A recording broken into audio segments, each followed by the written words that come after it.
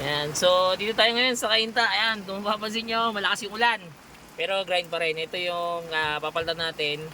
Ito yung head unit. Ayan, so ayan, medyo gabi na rin. Babaklasin natin to, papalitan na natin to ng Android head unit. Ito yung pinaka Android head unit. Tara, baklasin na natin to. Yung pagbaklas niyan, mga bossing, ito may mahiwagang sikreto yan sa ilalim. Kailangan yung tanggalin yan, dalawang kable na yan. Yan. Alright, tara, tanggalin natin yan.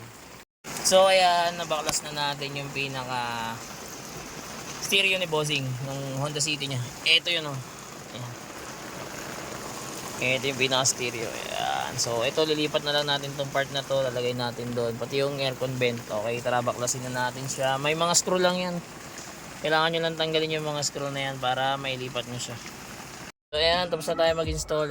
Inabot na tayo ng gabi at katitila lang din ng ulan. Ito 10 inches Android yung para sa gantong Honda City. Honda City Transformer to. Kasama pa rin sa package natin yung reverse cam. Ayan. Tapos ayan, soft touch naman yan. Ayan. Ayan. Sa mga gusto mag-avail, drop message lang.